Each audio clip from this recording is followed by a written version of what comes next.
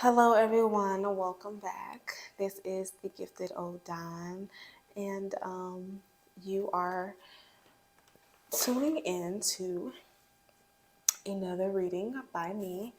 I also have a podcast where I speak about my journey into Haitian Vodu. I am initiated. I do not practice just to be practicing. I am actually initiated. Okay. Yes. And that's all I would say. If you want more information about that, I also do fellowship. And if you have any interest in initiating yourself, you can contact me via Instagram. I am creating a new website, so I don't have that available right now. I may make a little link or whatever for people to book, but you can just hit me up on Instagram. Also, yeah, you can learn more about my journey into Voodoo on Apple, Spotify, Google.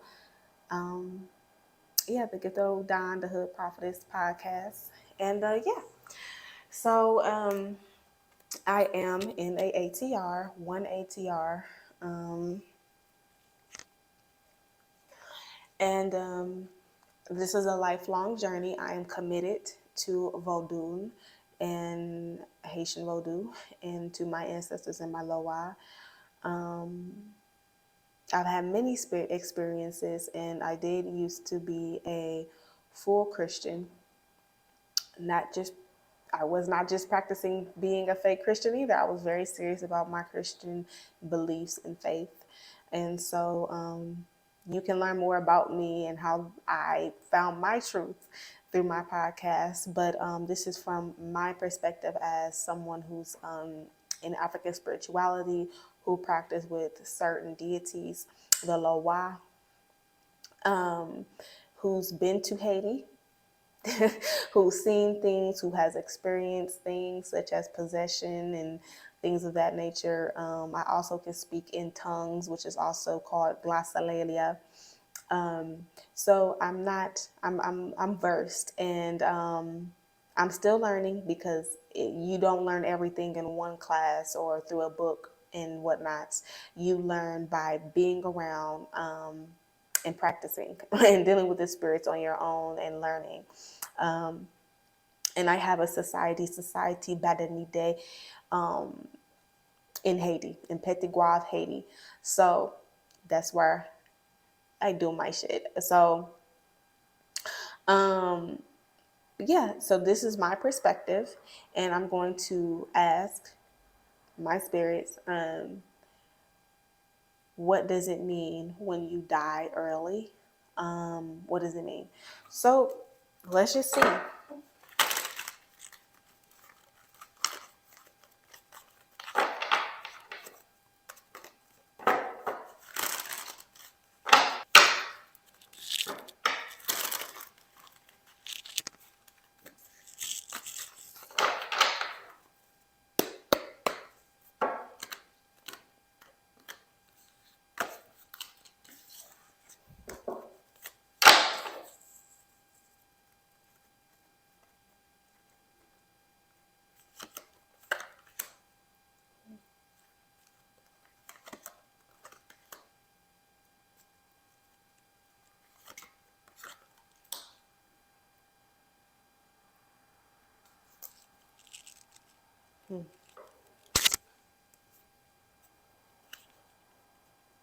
Now, I want to low-key read the book because the books sound so much profound.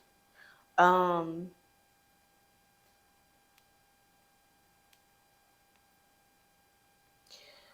with this, so it seems with this card that this your spiritual self can't, for some people, their spiritual self has a hard time communing and understanding the physical. Some of them are not actually in their,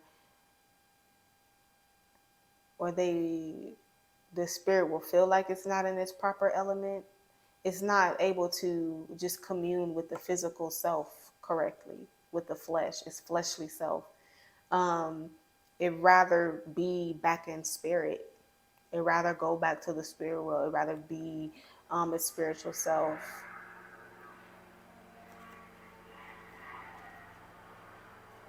And she is a mermaid, Salasarine. She's not, you know, you're not ready to be fully human. You're not ready to be fully human yet, to live this life.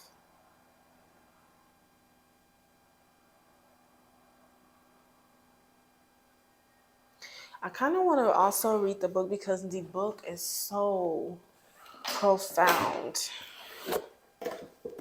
in the messages. There's so much power in these cards and its meaning. What is this? The Lasarin. It says contemplation.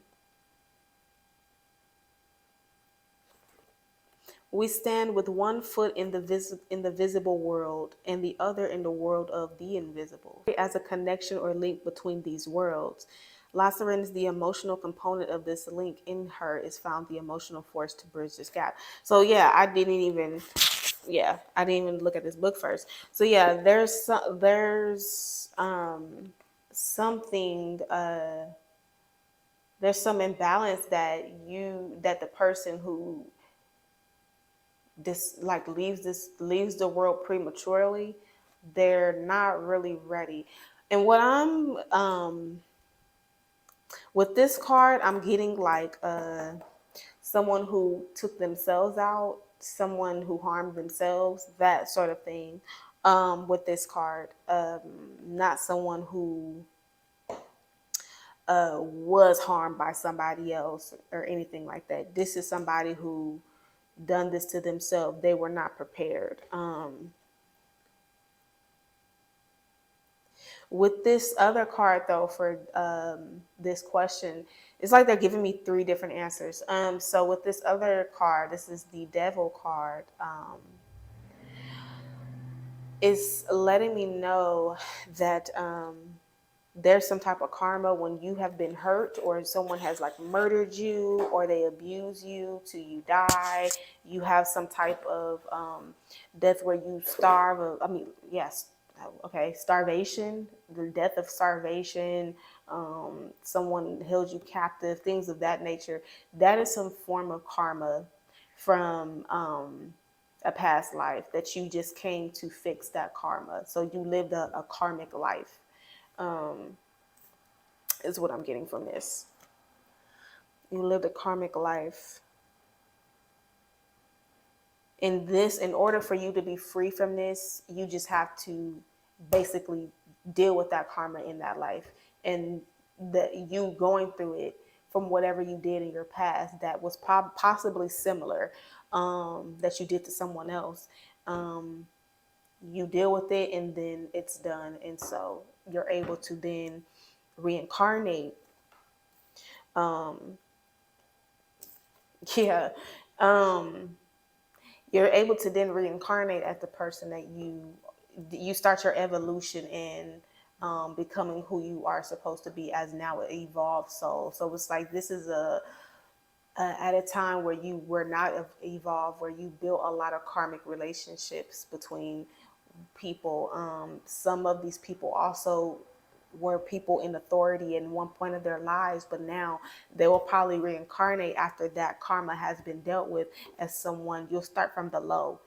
You won't come into a life of wealth and all of those things. You will kind of build as a new, like not a new soul, but you're still in that baby type of soul where you would now just evolve from that. So yeah, it's a lot of like ancestral karma here.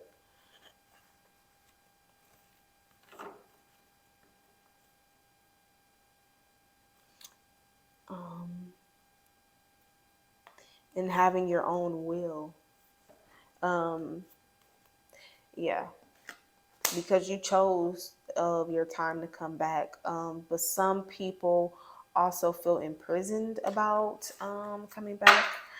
We're continuing on this conversation. Some people have like, it's like something that they don't want to face. They're not ready to fully face the karma, so then they send themselves back. The death card came out. So then they send themselves back or ask spirit, your higher self will ask spirit to send them back so they can prepare themselves more.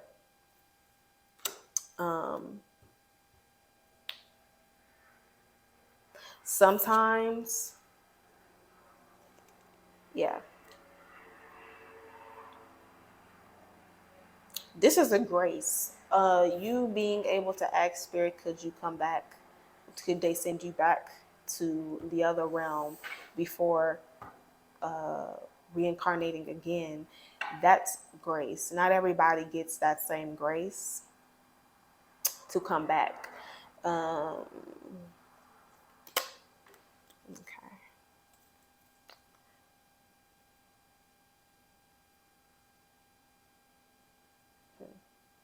Trying to see if there's another deck I want to do.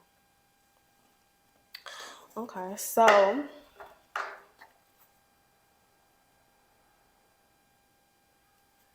yeah.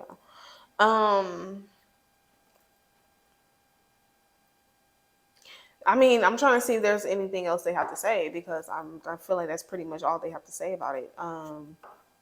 Some people got to deal with karma. Some people are not ready to be in their fleshly selves and live. And some of it is like karmic. They're not ready to face their karma that they have to go through in this life.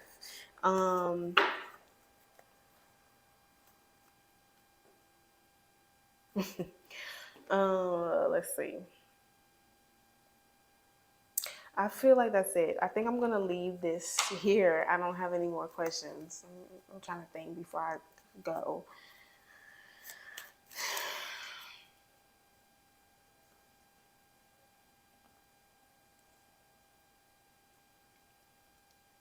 What happens if you delay facing your karma in a lifetime, so you want to continue to go back? What happens when you don't face your karma?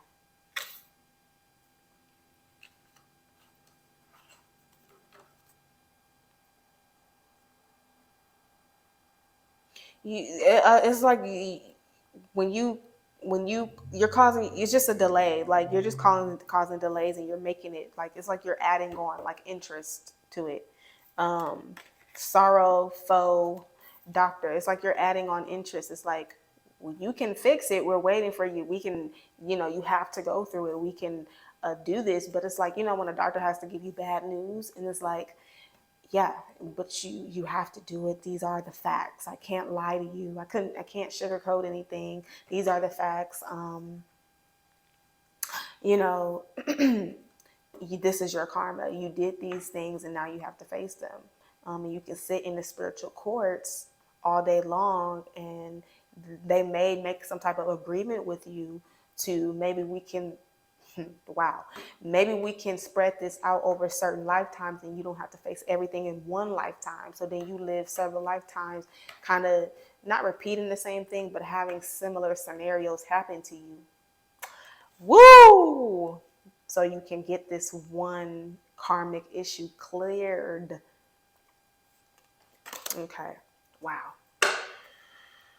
It's like, yeah, with this foe, and she looks kind of scared, like not really knowing what's going on this other side of this door when she walks through. And it's like she is the enemy, and she's awaiting the enemy. She's her own enemy. You become your own enemy when you don't face your karma.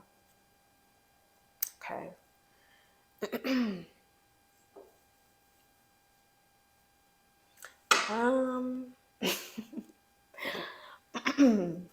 don't know. I think I'm going to leave it here. I mean, a simple reading, a simple answer. They're like, they gave us some scenarios. Like, hey, that's pretty much what it is. It's simple. Is death complicated? Is death complicated? No, it's not. It's not. It's actually beautiful. It's an experience.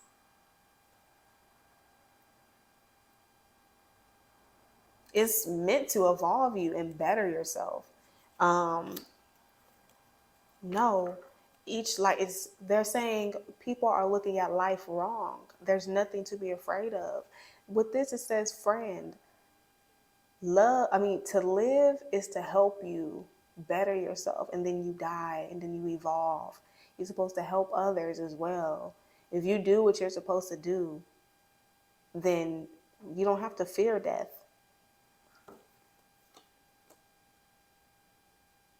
But if you are, then I have falseness on here, and then I have the death card.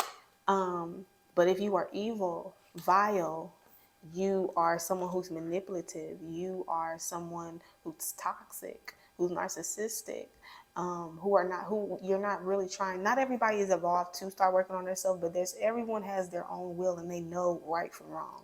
So when you are intentionally doing things, you are building your own karma, and you have to deal with that. That's why you fear death. That's why you fear meeting the angel of death.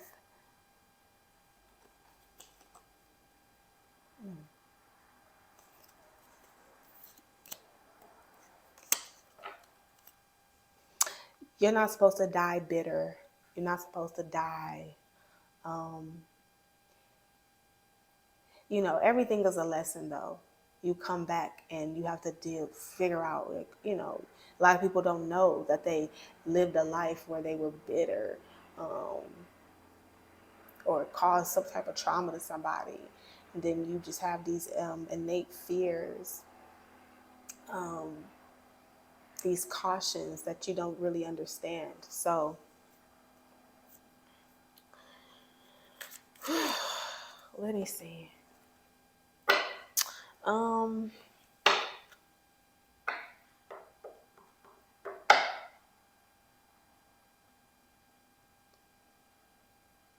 What other questions we have about that?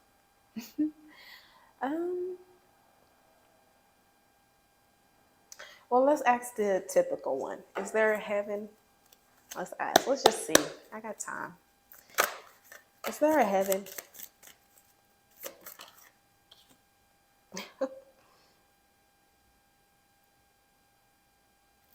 With this High Priestess card, there are there are high places. There are spiritual places that are set up for highly evolved souls. This is Marie Laveau. There are spiritual places set up for those highly evolved souls who done the work when they were here, done the work on the earth plane, and they can rest. There's a place of rests. Ooh. For those highly evolved souls. You can possibly call it a heaven, but it's more of like a dwelling place for those like you. So it's kind of like the same. It's not the similar concept like you're rejected or you're going to be cast somewhere, but it's like these are the people that are on your level when it comes to your soul, and your mission and the things that you've done in life and the stuff that you've been through in past life. Now you're elevated to this level, so now these elevated souls have this spiritual place where they dwell.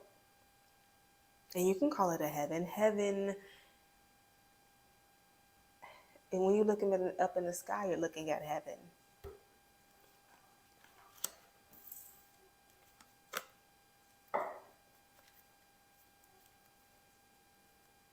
Is there a hell?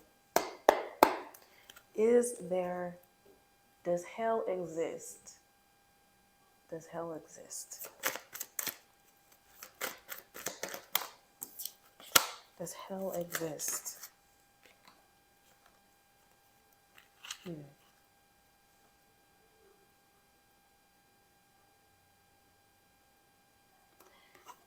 I believe that hell is a dark place under the sea. We're seeing a lot about the sea. You can be there's areas for it, different areas that are darker. Um,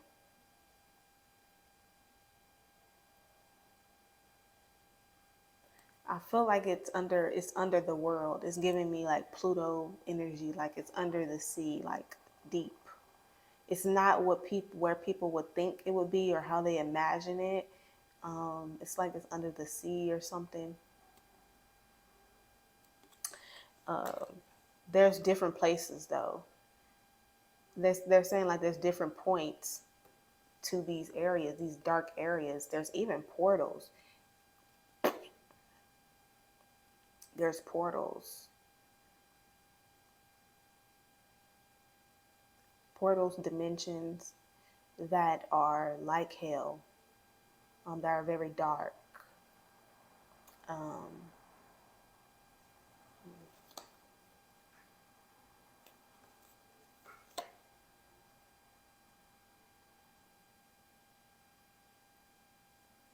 that people are sitting, they're in captivity, they can't really do anything.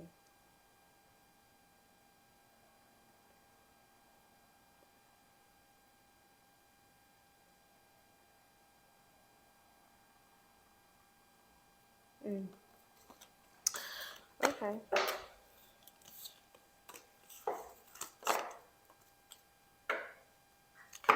Um, yeah, I think I'm gonna leave that there. That is my reading. I hope that it resonated, that maybe it eases your mind or um, hopefully ease your mind about some of the um, thoughts that you had regarding, living and dying and things of that nature. Um, in Vodou, we do believe in places that, like, we believe in hell, we believe in like heaven. Yeah. In Vodou, we believe that there is a place where all of our ancestors originated from, called Guinin. Um, so, yeah, we do believe in a heaven. So, ours is called Guinin. And so, yeah, we do believe in God, contrary to belief. We believe in Bon Dieu. We also have other names for him as well. I'm not going to state them. Um, yeah. So that's pretty much it. I'm actually initiated. I'm not somebody trying to get, you know, saying just stuff on here or whatever, and they don't know anything. um, but and I'm just learning. I'm learning, and I'm always learning. But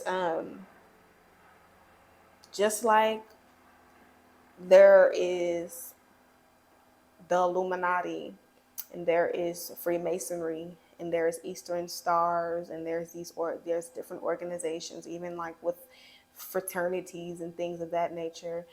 You may know certain things about these people. Spent years and years researching the Illuminati, researching all of these things, and they still have no clue what the fuck is going on. It's the same with Vodou. You can read all the books that you want to, you can ask all the questions you want to, but if you are not initiated, you will never know. I don't care if you even go to a ceremony, you still won't know. You still won't know all of the ins and outs of what makes Vodou Vodou. And why is it the most feared?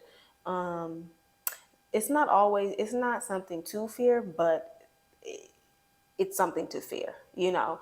Um, there is precedence in, fearing the unknown, but it's also something that has gave me saving grace. Vodou has changed my life. Um, and not saying that I don't have struggles, that, sometimes I, get tired and things of that nature, but, you know, everything happens in its own timing, and um, that's all that you can do. I never would have thought ever. that I would have been initiated, that I've never been on a plane since I was 8 years old. And I took my ass to Haiti. I got on that plane, I took my ass to Haiti, and I initiated, and I've been back and forth to Haiti ever since. And I'm not done initiating. You know, things come in its own timing, and to whom much is given, much is required.